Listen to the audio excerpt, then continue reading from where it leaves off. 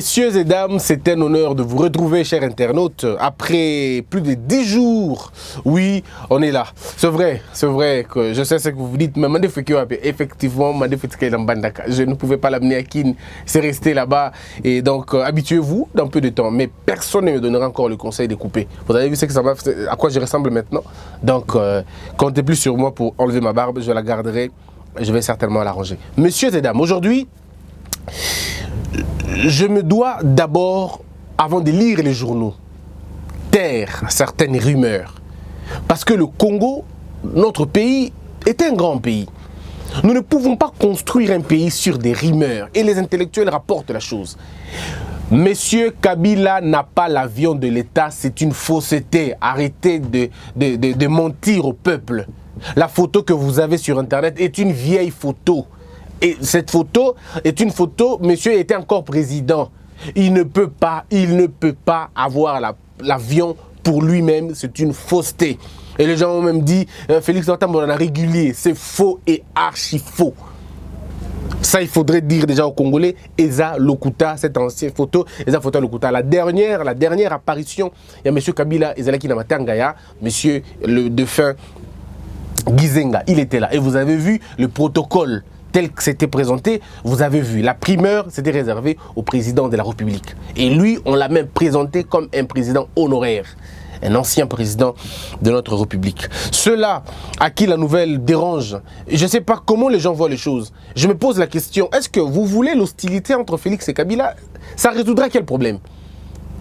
Vous pensez vraiment que on a bien amis et ils ne se parleront plus et puis quand ils se voient dans la route, ils s'arrêtent? Je ne sais pas comment les gens peuvent imaginer aller jusqu'à ce point-là.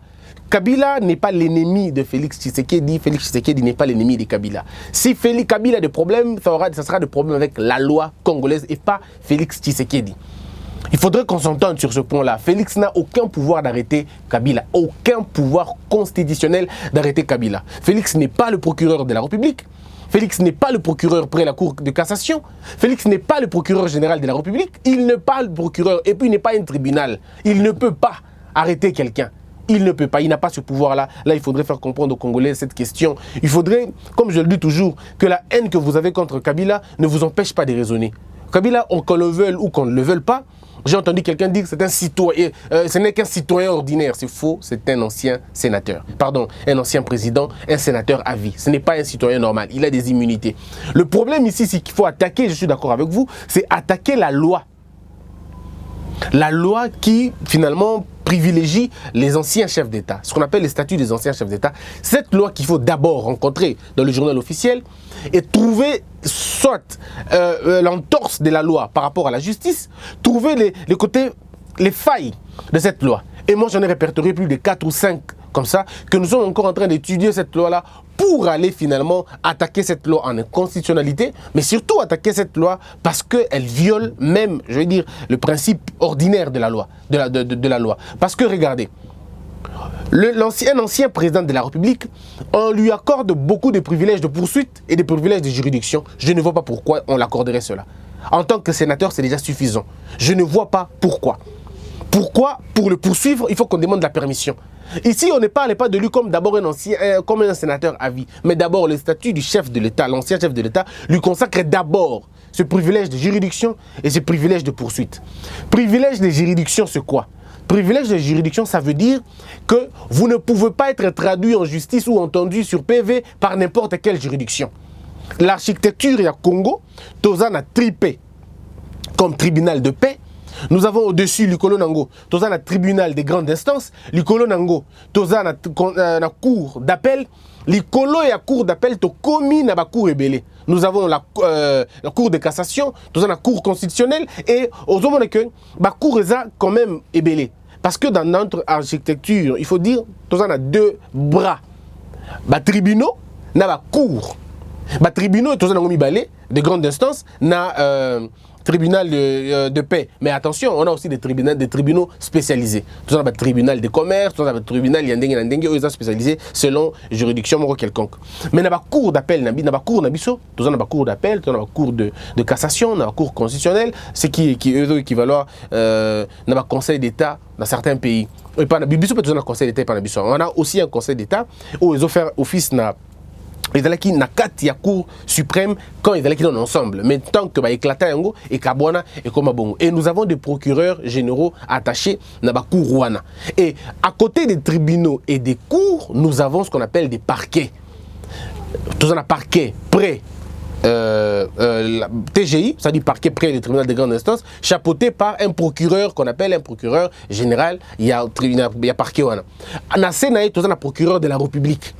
Ce qu'on m'a dit, Licolo, comme un procureur général, pardon, attaché à la cour d'appel. Ce qui est comme Licolo, comme un procureur général de la République attaché à Conseil d'État, attaché à la Cour constitutionnelle, attaché à la Cour d'appel. Ce sont des éléments où il ne faut pas comprendre le mouké quand on raconte des choses. Il faut qu'on l'arrête. Monsieur Kabila ne peut plus être poursuivi par la Cour constitutionnelle parce qu'il n'est pas président.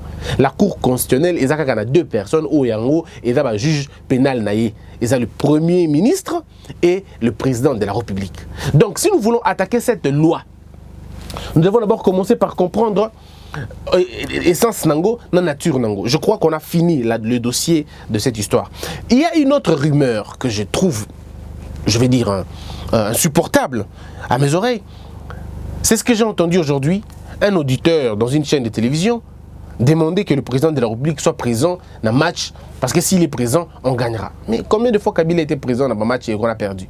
Le problème, ce n'est pas d'avoir des présidents, le problème, c'est de définir une politique sportive correcte. Une politique sportive correcte, une politique sur le football qui correspond aux attentes, qui correspond aux enjeux de l'ère. Vous avez quel est le budget que vous accordez à votre sport? Quel est le budget que vous accordez dans le football, Nabiso? La grande question qu'on devrait encore se poser, c'est que nous avons combien d'écoles de foot professionnelles? On a combien de techniciens du football congolais? Mais vous voulez quand même être gagnant, être supérieur. Comment vous voulez être gagnant si vous ne préparez pas votre football? Si votre football est tombé dans la corruption comme dans beaucoup de choses. Si vous avez un président de votre fédération qui a 19 ans, aujourd'hui il aura 20 ans cette année, alors vous voulez me parler de quoi? Je ne comprends rien. Mais bon, les gens quand même sont dans ça et je peux comprendre. Et là, une autre fausse information, c'est l'information de l'informateur. Monsieur Félix Tshisekedi aurait nommé un informateur, c'est faux, ce n'est pas vrai, jusque-là rien n'est confirmé. Mais il se raconte, c'est vrai, que monsieur, comment on l'appelle, monsieur Kabound, voilà, ça arrive quand même. Monsieur Kabound, on raconte que monsieur Kabound serait informateur. Mais l'informateur n'a pas un profil d'État. Ce n'est pas l'État, ce n'est pas constitutionnel que voilà ce que l'informateur doit avoir. Il n'y a pas un critérium. Ça relève du pouvoir discrétionnaire d'un président. C'est la confiance que le président place dans les capacités d'un homme pour aller travailler pour son compte et essayer de séduire les députés nationaux pour entrer dans la cause du président de la République. Un informateur, c'est un négociateur. C'est celui qui va travailler dans l'autre côté pour trouver une majorité capable de porter la vision du président de la République pour permettre au président de travailler convenablement. Mais est-ce qu'un parti politique au Congo a la majorité, a 250 députés plus 1? Aucun. Aucun. Même le PPRD. Personne n'a 250 députés. Bon, au sujet de la loi, de l'accord qui aurait eu entre Kabila et Félix Tshisekedi. Mesdames et messieurs, quand on est dans un pays, ne parlez pas individu, parlez principe. Alors, donc, vous voyez que l'informateur, ce n'est pas une question du Coran ou de la Bible. Non, l'informateur, c'est le pouvoir discrétionnaire du président. Aucun parti congolais aujourd'hui, politique congolais, n'a 250 plus 1 député. Il n'y en a pas. Le FCC a peur. Je vous avais dit ici que dans 6 mois, on ne parlera plus du FCC dans sa configuration actuelle. Vous êtes en train de voir vous-même, les choses commencent en train d'évoluer, ça commence à brûler là-bas. Il y a des lettres qui commencent à surgir, des propos qui commencent à surgir, entre eux, ils ne peuvent plus s'entendre. Et là, vous allez vous rendre compte vous-même comment ces choses vont se passer avec le temps. Est-ce que j'ai bien répondu à toutes les rumeurs qui circulent sur le net? Si vous en avez encore posé, je répondrai à cela. Ne vous en faites pas, nous avons repris le boulot. Messieurs et dames, Africa News, les secrétaires généraux crachent la colère.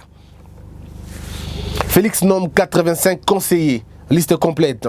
Denise Nyakirou se dévoile. Soupçon de corruption aux élections des sénateurs et des gouverneurs de province. Le PG sollicite le report, la CENI refuse. Messieurs et dames, je garderai ça comme info, on va en parler. Le potentiel titre report de l'élection des sénateurs et des gouverneurs de province. La CENI déboute le PGR. Le mot est fort, peut-être, mais je crois que c'est la même information là-bas. La stabilité de la RDC et Washington s'implique à fond. Et pour la question, je vous avais dit l'autre fois, vous voyez que ça commence à devenir vrai. Il y a une plainte au niveau de la CPI, une plainte qui se forme contre Kabila.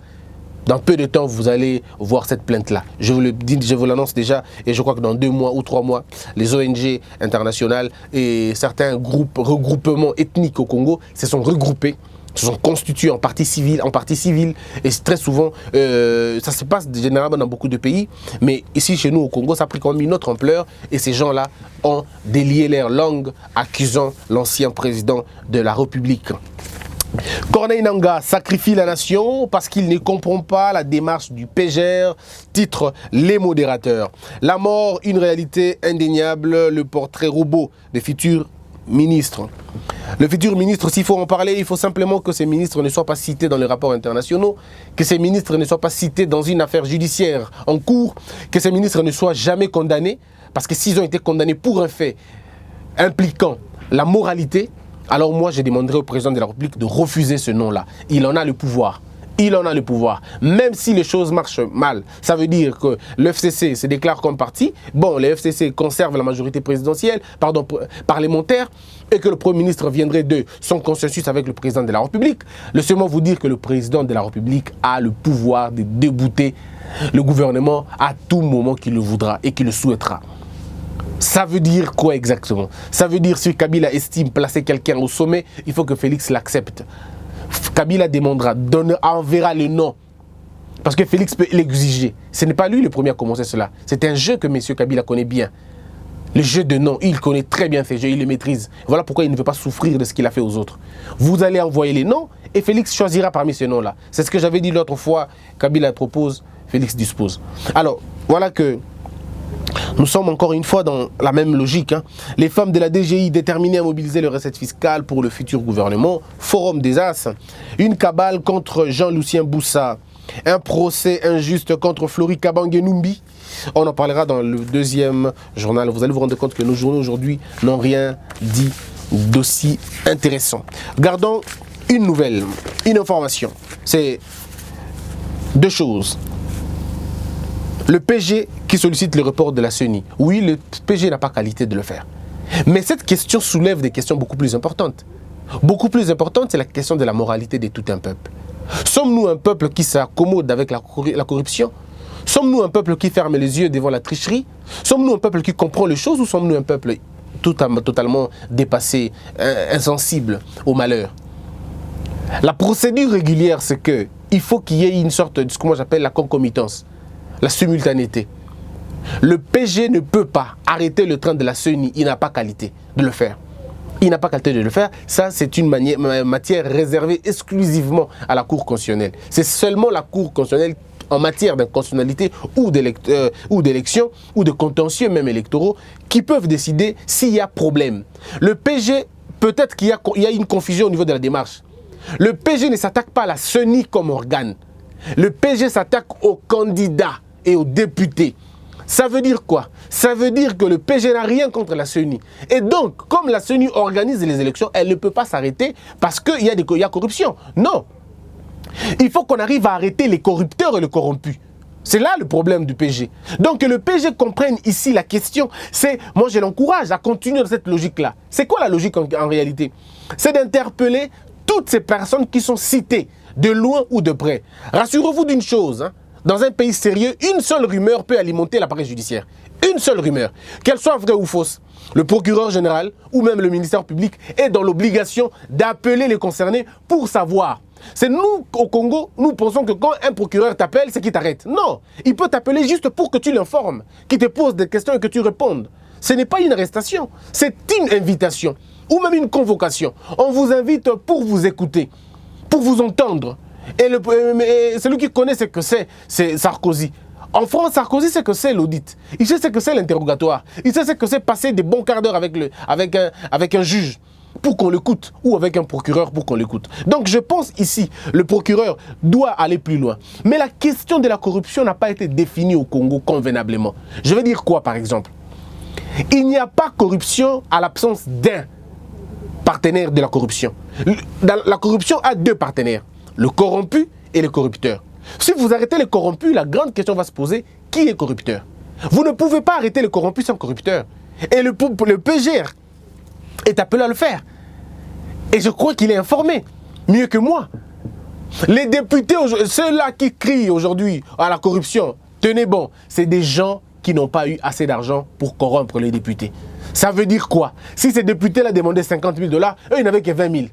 Et ils se sont vus qu'ils n'avaient pas plus d'argent, ils ont crié à la corruption. Pour qu'on arrête cette bêtise, il faut que le PGR puisse arrêter toutes ces personnes.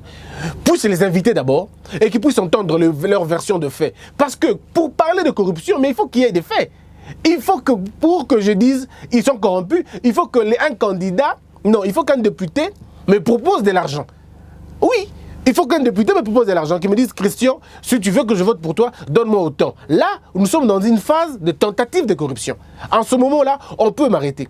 Mais si c'est moi qui propose 25 000, ou je propose 30 000, alors qu'il y a un entrepreneur qui propose 50 000, est-ce qu'on va dire que non, nous luttons contre la corruption? Non. Voilà pourquoi cette question soulève une vraie problématique, c'est la moralité de notre République. Malheureusement, nous nous foutons généralement des questions intellectuelles parce que nous sommes dans une sorte d'enfance politique et on ne comprend pas exactement ce que ça veut dire. Et c'est vraiment regrettable. Dans cette condition, c'est vraiment regrettable. Et je souhaite, j'ai entendu le président de la République parler du changement, de la modification de la Constitution. C'est une très bonne chose. Mais attendez 2 secondes. C'est une boîte à Pandore. Vous ne l'ouvrez pas comme ça. Parce que tout le monde a son truc. Tout le monde a son élément. Il y a des gens qui ne rêvent que ça, qui n'attendent que ça depuis des années. Ils vont vous amener des choses et des choses. Voilà pourquoi une révision constitutionnelle doit d'abord être pensée par qui? Par les vrais scientifiques du pays, par les intellectuels du pays, mais surtout, chaque modification constitutionnelle, à mon avis, doit être précédée par une question du peuple. Ça veut dire le référendum. On doit d'abord commencer à poser des questions. Il y a en Europe, ceux qui connaissent ce que c'est le référendum, c'est la Suisse. Pour un petit rien, on demande au peuple, que dites-vous de ça? Que dites-vous de ça? Nous devons procéder à cela. C'est ce qu'on appelle une démocratie participative. Vous voulez aujourd'hui modifier la Constitution. Quels sont les articles que vous voulez modifier? Sortez d'abord ces articles-là, épinglez-les, faites des gros débats, intéressez le public pour qu'il comprenne c'est quoi, pourquoi il faut le modifier, et vous passez le référendum.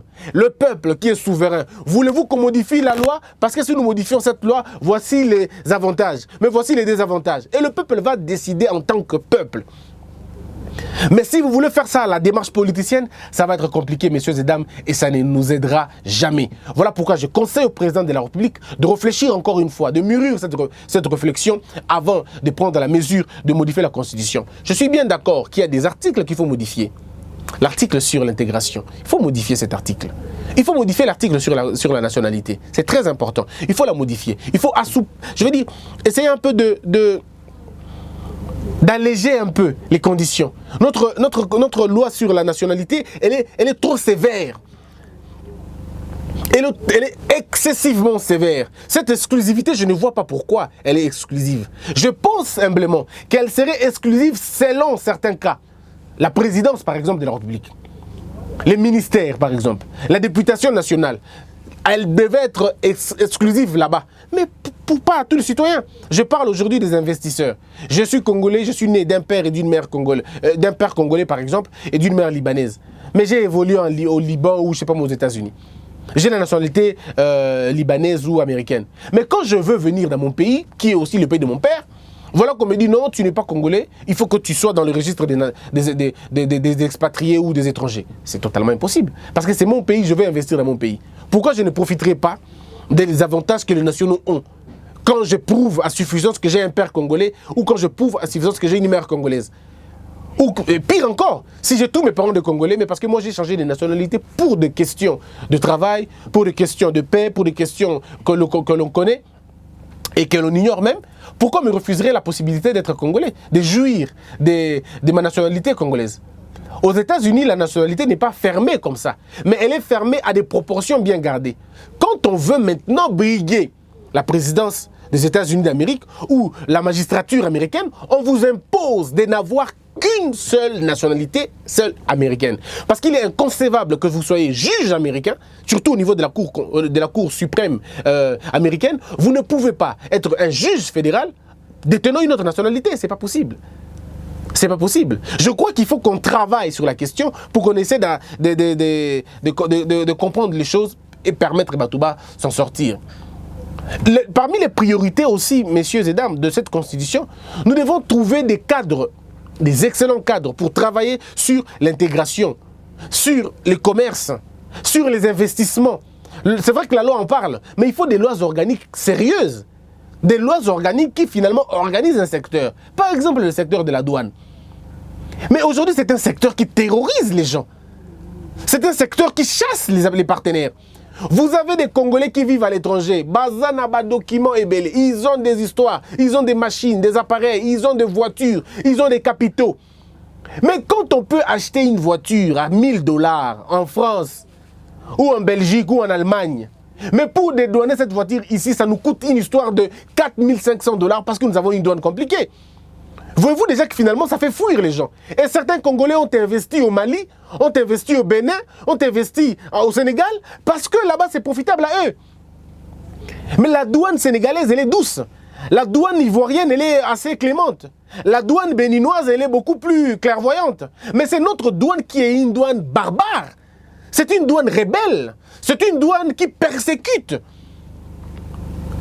Qu'est-ce que l'État gagne en faisant fuir les autres? Oui, justement, parce que quand Kabila est arrivé au pouvoir, Kabila le père, c'est vrai qu'il avait trouvé des conditions déjà assez difficiles, mais quand Kabila arrive au pouvoir, c'était les expatriés qui l'ont appelé pour lui dire, que veux-tu faire? Que veux-tu faire, pardon? Parce que monsieur voulait quoi exactement? Monsieur voulait finalement alléger la condition de la douane. Il voulait le faire. Mais on lui a dit, tu peux pas. Tu ne peux pas. Voilà les capitaux que tu ferais fuir. Voilà les capitaux que tu vas faire fuir, pardon. Voilà. Et le gars a dit non, je ne peux pas le faire. Parce que finalement, on l'a menacé. Et nous avons besoin d'un leader. Nous avons besoin d'un visionnaire. De quelqu'un qui peut aujourd'hui comptabiliser qu'est-ce que la diaspora représente. Je donnais cet exemple l'autre fois ici. Vous avez un Chinois, vous avez un Sénégalais et vous avez un Congolais. Ils vont tous acheter des choses en Europe. En Chine, si vous voulez. Ils vont tous acheter des choses là-bas. Mais vous allez voir que le Sénégalais va faire 5 ans. Il devient millionnaire chez lui, dans l'export et import, légalement, parce qu'il a une douane beaucoup plus facile. Mais vous avez les Congolais qui peinent à s'en sortir, qui peinent à gagner 1 million. Parce que sa douane lui demande beaucoup plus.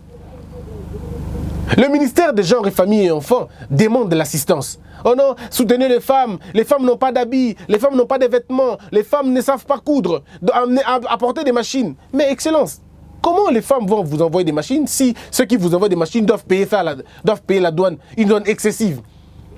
Il a 25 machines, mais vous le demandez comme ça, pour toutes ces machines-là, vous lui demandez 7 000 $. Oh, mais 7 000 $ achètent plus de 30 machines encore. Donc je préfère pas.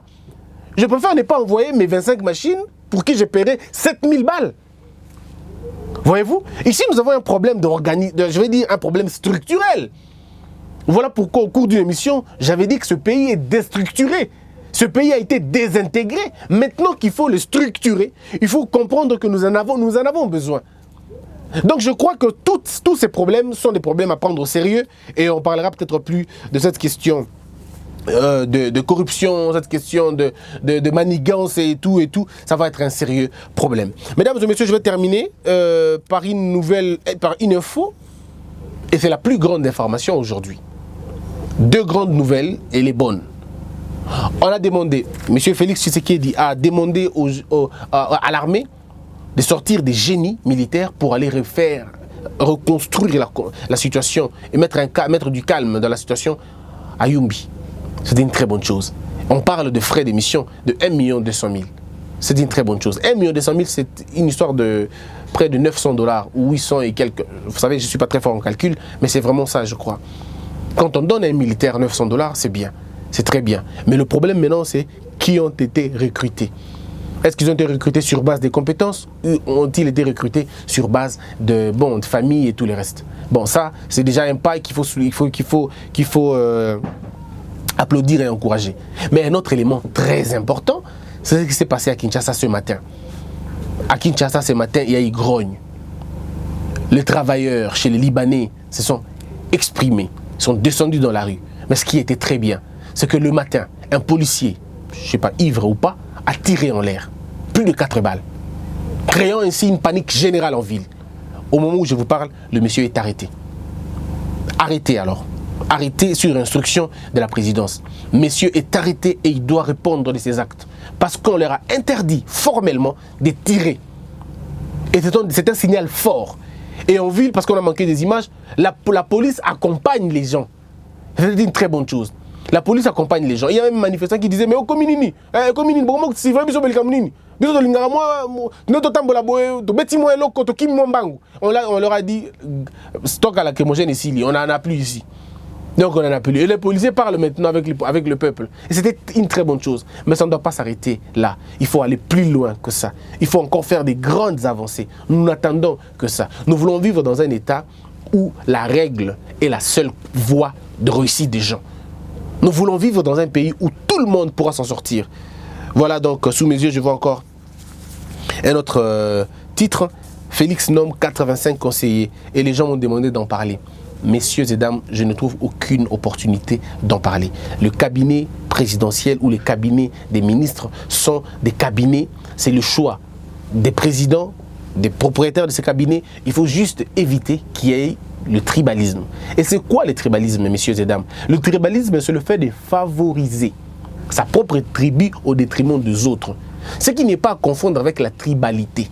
La tribalité, c'est reconnaître les valeurs de tout le monde et reconnaître ses propres valeurs. C'est très différent du tribalisme. On ne peut pas parler du tribalisme quand il y a toute la représentation là-bas.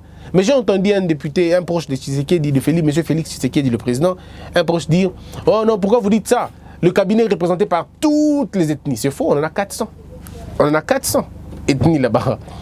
Comment voulez-vous que les 400 ethnies soient représentées, même au gouvernement? Comment 400 ethnies se représenteront dans un gouvernement? Vous aurez combien de personnes? 400 personnes? 400 ministres? Non. Dans un État, on ne parle pas de... dans un État sérieux, on ne parle plus d'ethnie.